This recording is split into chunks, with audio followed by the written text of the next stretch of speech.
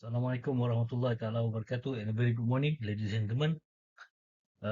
First and foremost, I would like to extend my gratitudes and appreciations to the organizer to the International Conference on Social Science and Technology, ICOSST 2023, for permitting me to discuss and present my very articles, should torture be justified in an extreme circumstances to prevent terrorism. Ladies and gentlemen, my name is Major Khairul Nizam, Royal Malaysian Air Force. I'm a fellow lecturer and researcher from Faculty of Defence and Management Studies, National Defence University of Malaysia.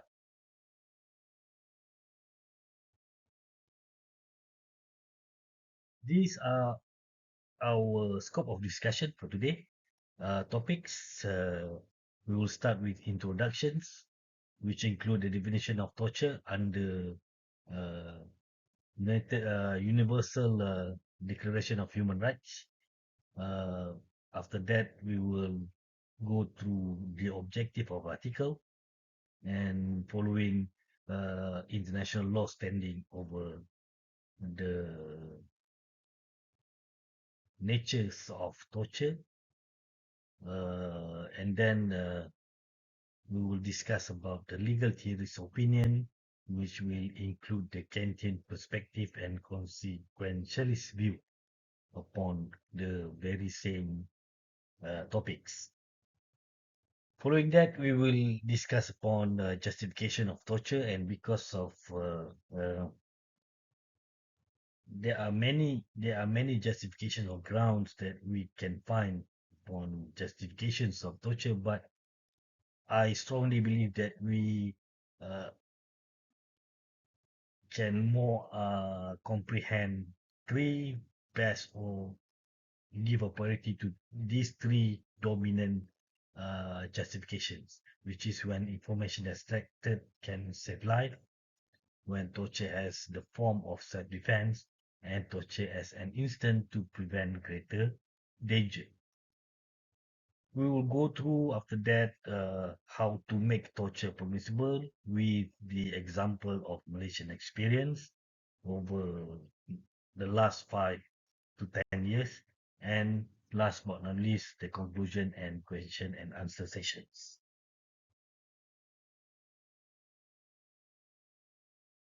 Ladies and gentlemen, these are the very basic meanings or definitions of torture. It is been laid down under Article 1 of the United Nations Convention Against Torture and Other Cruel, Inhuman or Degrading Treatment in 1984, whereby the same article defines torture as any act by which severe pain or suffering, whether physical or mental, is intentionally inflicted on a person for such purposes as obtaining from him or third person information or confession, punishing him for an act he or a third person has committed or is suspected of having committed, or intimidating him or a third person, or for any reason based on discrimination of any kind, when such pain or suffering is inflicted by or at the instigations or with the consent of acquisitions of the public official capacity.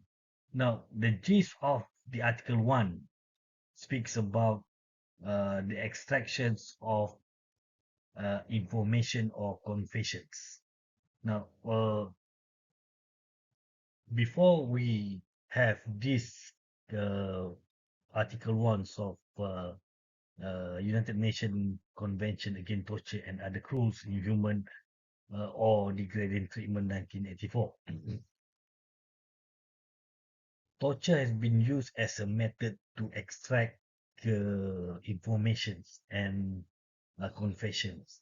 It also been used as a method of punishing uh, a person who has been found guilty. But after the event of 9/11 and following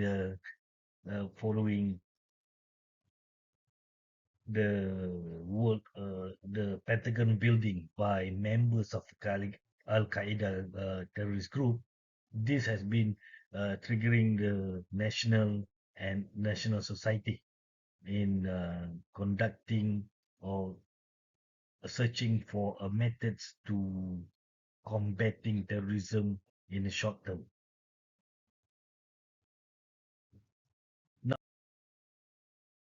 Now, the objective of these articles and presentation is to assess the justification of torture against terrorism from both legal and moral perspective.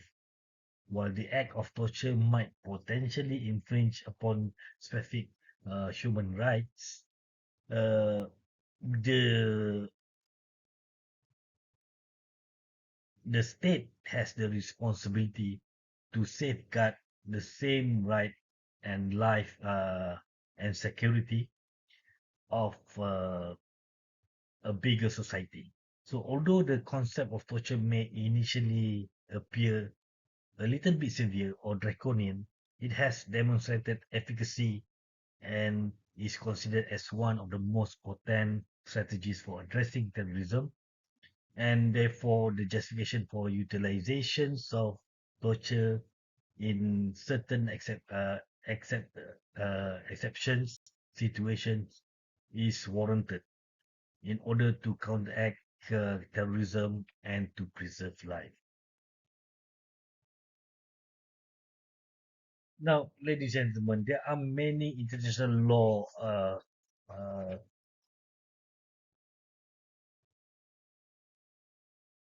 requirements or international law authority that speaks about torture.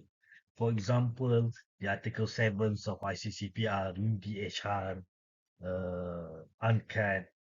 These are the examples of legal authority that prevent or prohibits any kind of torture.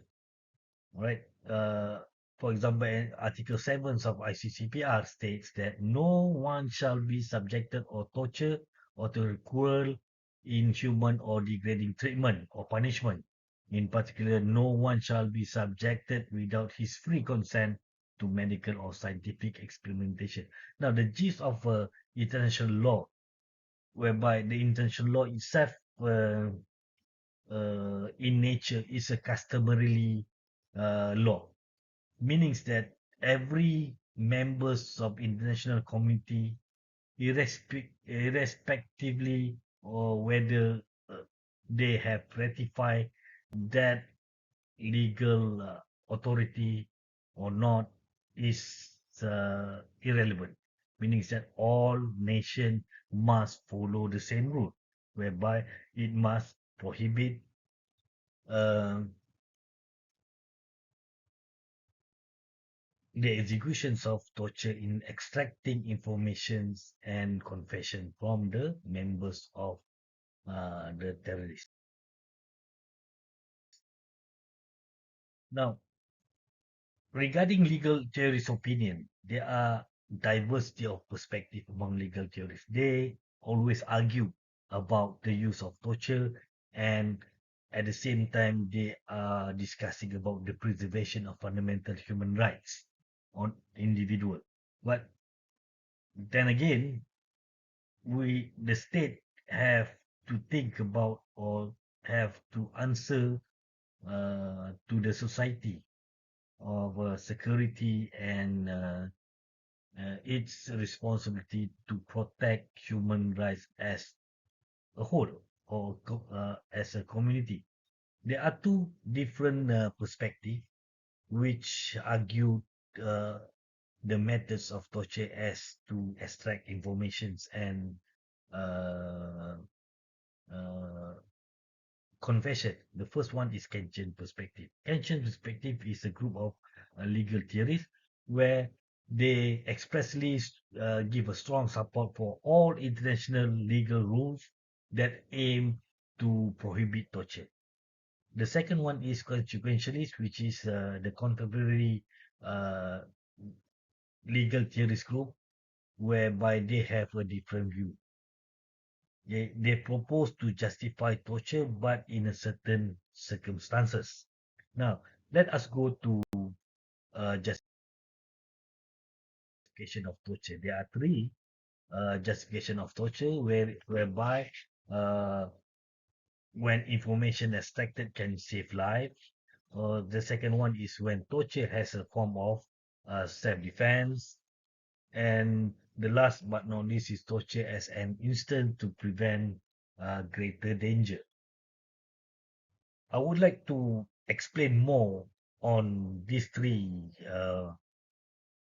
justifications, but uh, as we have a very limited time for explanations, I would like to uh, extend or further the discussions of how to make torture permissible. The first and foremost, all legal umbrellas or all legal requirement and all legal legal methods being used to justify torture must have this creations of parallel legislation of uh, stringent nature, and it must be enforced by specifically designated government appointed body. And because the rationale is that the government appointed bodies must be responsible for any incidents and any act which has a negative bad vibes upon any act of the the enforcement. The second one is torture that have been used by to extract the informations, and confession might be must be enforced by professionals, skilled interrogators and their apprentices. No any Tom, Dick, and Harry can enforce torture to extract uh, informations and confession from the potential members of terrorists. The third one is government organization responsible for authorizing torture in the context of terrorism uh, must be hold legal accountability for any hiccups in future. Now, let us go through the Malaysian experience. The Malaysian experience in justifying torture as the best methods to extract uh, informations and confessions has been laid down under the Security Offences Special Measure Act 2012, or it is known as SOSMA 2012, and the Prevention of Terrorism Act 2015, or known as POTA 2015. The SOSMA 2012 is a substitute act which substitute the former Internet Security Act, and these two legal uh, measures, okay,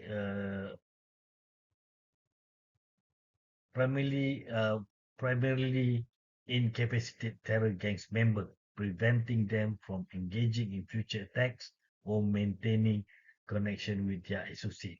Meaning that there is incapacitating effect to the terror gang members. Rather than prioritizing rehabilitation and deterrence, in addition, the long-term detention period will not only function as a punitive measure, but also present an opportunity for the government entities such as Special Prevention of Terrorism Board to extract crucial intelligence for the purpose of counteracting act of terrorism. Now, these methods, ladies and gentlemen, have been used efficiently in the Lahad Datu standoff. The acquisition, for example, the acquisition of information after certain procedure resulted in the apprehensions of six potential members alleged to be terrorists from Sulu, including the law enforcement officer in the region of Kunak. There are hundreds of numbers of documents pertaining to the Sulu Sultanate, as well as various weapons were confiscated from their possessions. For the conclusion, ladies and gentlemen, torture might potentially infringe upon specific human rights. It is important to acknowledge that the state also bears the responsibility to safeguarding the rights to the life and security. It must be uh, remind that even though the Kantians strongly support the legal standing, international legal standing, but international legal standing doesn't give the solutions to the measures in combating terrorism in the short term. Now, there are empirical evidence suggesting that effectiveness of terrorism and is regarded as one of the most potent approach to address terrorism. Hence, the rationale for torture or employment of the torture in specific exceptional situations is warranted in combating terrorism and to preserve life. Thank you, ladies and gentlemen, for your times. I appreciate the time that you have given me. Thank you very much. Assalamualaikum warahmatullahi wabarakatuh.